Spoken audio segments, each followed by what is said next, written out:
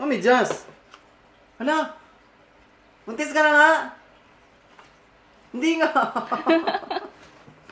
Konnichiwa, Jana des. Welcome to another episode of my Japan Diaries. Today is April 29, 2024, Monday at Golden Week pa rin nga dito sa Japan. At last day na din ito ng aking bakasyon dito sa Osaka with my sister. Bago nga umalis sa Airbnb namin, kami din na nakatoka na maglinis doon at magbaba ng lahat ng mga basura. At syempre kapag dito sa Japan, nakabukod ang pet bottles, ang paper at plastics. Pagbalik ko nga dito sa Pinas, nalulungkot ako kasi nga yung segregation dito sa Pinas, bihirang-bihira naman natutupad. Pero sana din matulad sa Pinas. No? Nauna na din pala sa aming umuwi si Yesa kahapon, kaya kaming tatlo na lang nila Kuya Tantan. At tingnan nyo si Kuya Tantan, hindi siya nagdala ng maleta, puro backpack lang kaya ang bigat. Today, wala naman na kaming planong galaan, pero since madami pa nga kaming time at maaga pa para umuwi, bumalik kami dito sa Dotonbori at malapit lang to sa amin, mga 10 minutes walk lang. Nung gumala kasi kami dito nung nakaraan ay gabi na, kaya gusto din naming makita ng umaga. At totoong chismis, mas maganda siya kapag gabi kasi nga may mga ilaw na yung mga billboard at mas madaming tao. Anyway, dumiretso na din pala kami dito sa Shinsaibashi para magtingin-tingin at mamili ng kung ano pang pasalubong. By the way, kung napansin nyo sa intro, today ko din plano i-surprise ang aking fiancé na si King Kong na buntis nga kami. Medyo matagal-tagal ko nga kinimkim to kasi nga gusto ko silang i-surprise, especially ang aking partner na si King Kong. Pagkatapos nga naming mag-snacks dito sa isang cafe, lumakad-lakad na kami. Ang dami pala dito mga bilihan. No? Madalas ko nga ding nakikita yung mga ibang vlogger dito katulad ni Mika Sang na gumagala dito sa Shinsaibashi. Eto ang si ate, gustong bumili ng New Balance yung 530. Matagal niya na kasi tong gustong bilhin and ako din, gusto ko din. Kaso wala naman akong plano ngayon pero napabili na din tuloy ako kasi nga gawa ni ate.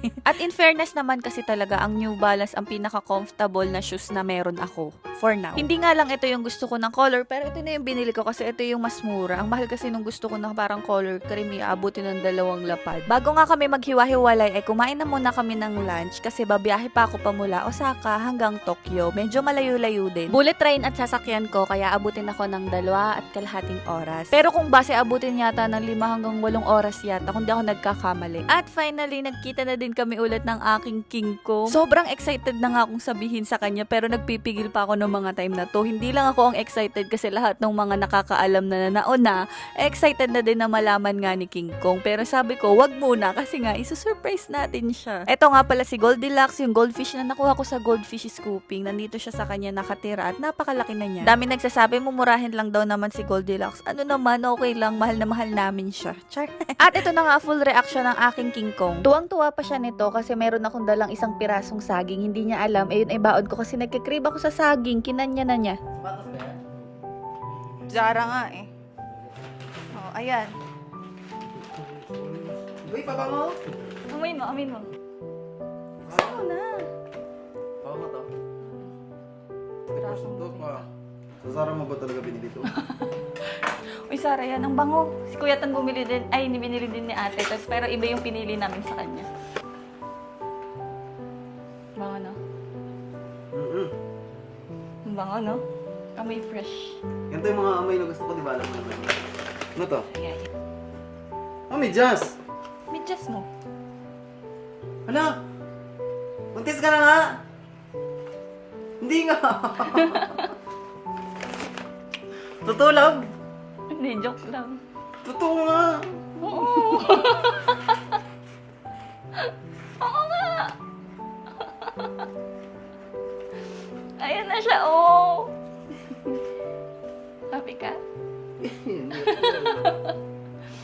Totoo. Lo. Mabot pala sa loob. Ayan na siya, oh. 7 weeks na siya. May tao na. Bakit taon na? Akala ko 6 weeks pa nga lang eh. Lo, thank you lang. Bakit ang kilo? Galing sa'yo yung sperm. Saan ka nagpaano? Doon, akala mo ba? Sa Osaka? Hindi, matagal ko na yung nagpapa-check up. Simula nung tumigil ako sa trabaho, kaya hindi ko sinasabi sa'yo. Babae. Babae? Wala pa. Kinabahan ako nung nakita ko to eh. Bakit? Lo, magiging tatay na talaga ako. Ikaw ang uminom. Hindi naman ako nainom. Alam ni tita? Di ba? Nung naghihint ako, sabi ko, ma, delayed ako. Ang tagal na. Pero nag-try ako twice. Negative kaya ang sakit. Negative pareha. Ayaw mo na sabihin sa'yo kasi nga baka false ano lang talaga. Diyan. Hala! Sabay tayo na buntis. Hala! Pray ka, dali. Pray ka. Gutom na ang baby. Lord, thank you Lord. Thank you for this blessing, Lord. Thank you Lord sa pagkain na nandito sa kanya. Thank you so much sa blessing, Lord.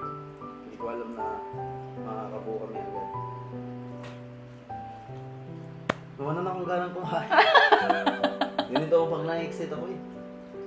Magiging tatay ka na.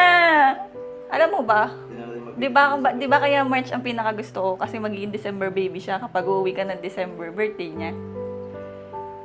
Abot tayo 2024 baby siya. Dragon siya, Year of the Dragon, ka-year ni Papa. Hello! Hello! Sabay talaga tayo nag-pumuntis. Uy, tapos na ang pagiging binata. Hello!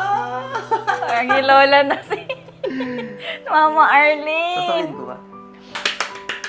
Love you. Lula na si Mama.